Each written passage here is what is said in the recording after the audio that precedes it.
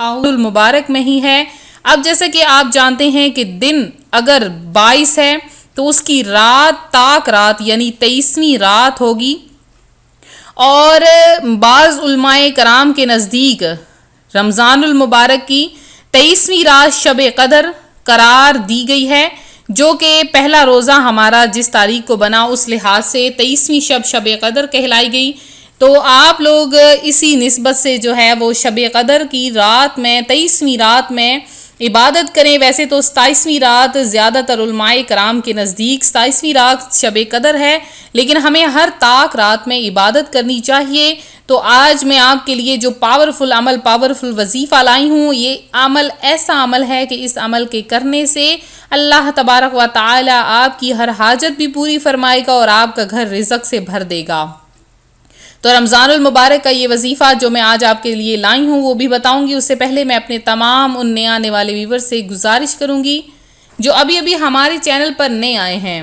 کہ ہمارا چینل روحانی وظائف کو ضرور سبسکرائب کر لیں اور ساتھ دیے بیل آئیکن کا بٹن بھی پریس کریں تاکہ ہر آنے والی نئی ویڈیو سب سے پہلے آپ تک پہنچ سکے۔ تو رمضان المبارک کی مبارک گھڑیاں جس میں ہم کثرت سے عبادت کر رہے ہیں، نماز تسبیح بھی ادا کی جن بہن بھائیوں نے، وہ بہت ہی خوش قسمت ترین ہیں جنہوں نے رمضان المبارک کے جمعۃ المبارک کے دن نماز تسبیح کا اہتمام کیا۔ تو میرے وہ بہن بھائی جو نماز تسبیح دن کے وقت میں روزے کی حالت میں نہیں پڑھ سکتے، تو وہ عشاء کی نماز کے بعد خاص کر کے طاق راتوں میں نماز تسبیح ضرور پڑھیں۔ اس کی بہت زیادہ برکات ہیں۔ پیارے آقا صلی اللہ علیہ وآلہ وسلم نے فرمایا کہ جو بندہ زندگی میں ایک بار نماز تسبیح پڑھ لیتا ہے، اللہ تعالیٰ اس کو بخش دیتا ہے، کیونکہ اس نماز تسبیح میں بہت زیادہ اللہ کا ذکر کیا گیا ہے، بہت زیادہ بار بار کثرت سے تکرار کی گئی ہے اللہ کے ذکر کی، تو اس کی بہت زیادہ فضیلت ہے۔ اس کے علاوہ اگر آپ اس کو ہر جمعۃ المبارک کے دن پڑھیں تو بہت زیادہ فضیلتیں ہیں۔ رمضان المبارک میں پڑھیں گے تو اور بھی زیادہ فضیلتیں ہوں گی، اور اگر رمضان المبارک کے جمعۃ المبارک کے دن پڑھیں گے تو اس سے ڈبل ٹرپل آپ کو فضیلتیں اور برکتیں ملیں گی۔ رمضان المبارک میں آپ نے اگر ابھی تک فطرانہ ادا نہیں کیا تو فطرہ ضرور ادا کر لیں۔ فطرانے کی جو صورتیں ہیں وہ آپ لوگ جان لیں کہ فطرانے کی صورتوں میں آپ نے فطرانہ ادا کرنا ہے، اور اس کے علاوہ آپ لوگ فطرہ ان لوگوں کو ادا کریں جو کہ اس کے مستحق ہیں۔ اگر آپ رشتہ داروں کو ادا کریں گے تو اس کا اتنا آپ کو اجر و ثواب نہیں ملے گا جتنا کہ اگر آپ دینی مدارس کو دیں گے تو آپ کو اجر و ثواب ملے گا۔ وہ کس طرح سے، میرے بعض بہن بھائی اس بات سے میرے سے ضرور اعتراض کریں گے، لیکن یہ میری خود کی یہ رائے ہے کہ رشتہ داروں کو اگر فطرانہ صدقہ خیرات وغیرہ دی جائے تو کیا وہ فضولیات سے بچ جاتے ہیں؟ کیا وہ آپ کا پیسہ فضولیات میں نہیں ضائع کریں گے؟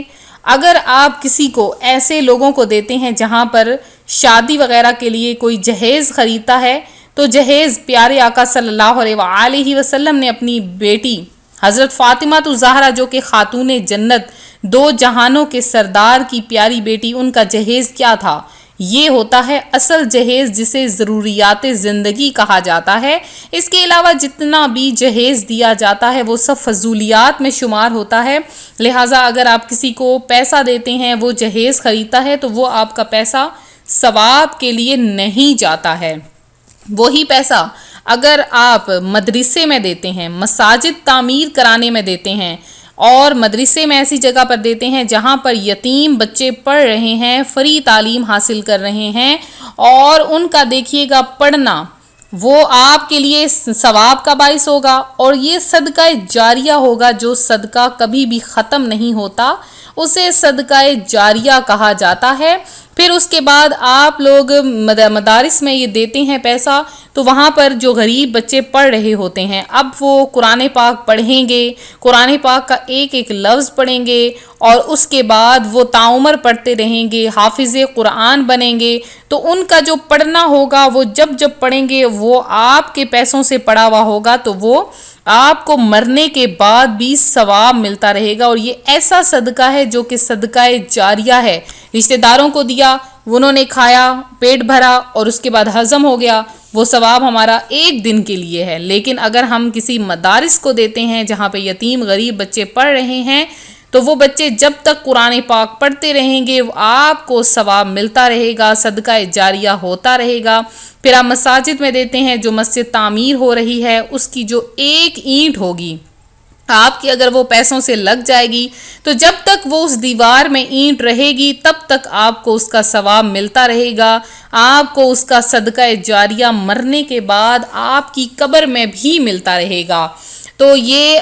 چند باتیں تھیں جو میں نے آپ کو صدقے کے بارے میں بتائیں۔ اب آج کا وظیفہ بھی بتا دیتے ہیں، وہ کون سا وظیفہ ہے کہ جس کے کرنے سے 22 رمضان المبارک میں جس کے کرنے سے اللہ تبارک و تعالیٰ کی ذات آپ کو کثرت سے رزق عطا فرما دے گی۔ آپ نے کرنا کیا ہے کہ کسی بھی فرض نماز کے بعد جائے نماز پر بیٹھ جانا ہے، یا آپ جب دعا مانگ لیں بالکل نماز سے فارغ ہو جائیں، آپ نے جب نماز کوئی بھی پڑھ لی ہے آپ اپنے بستر پر چلے جائیں، آرام کر لیں، وہاں پر بیٹھ کر جہاں پر آپ کو آسانی ہو وہاں پر آپ بیٹھ کر ایک تسبیح ہاتھ میں پکڑ لیں اور اس تسبیح پر آپ نے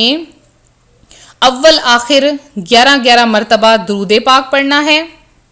11 مرتبہ درود پاک پڑھنے کے بعد آپ نے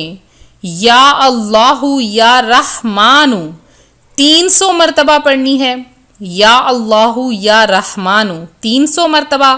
اور پھر آپ نے 13 مرتبہ یا 7 مرتبہ آپ نے سورہ قدر پڑھنی ہے۔ فرمان علی المرتضی شیر خدا کرم اللہ تعالی وجہ الکریم ہے، جو کوئی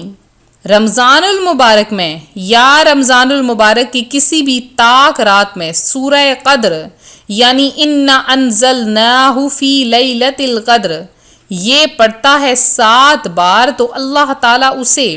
ہر بلا سے محفوظ فرما دیتا ہے اور 70,000 فرشتے اس کے لیے دعا کرتے ہیں اور اس کے لیے اللہ سے جنت کی طلبگار ہو جاتے ہیں۔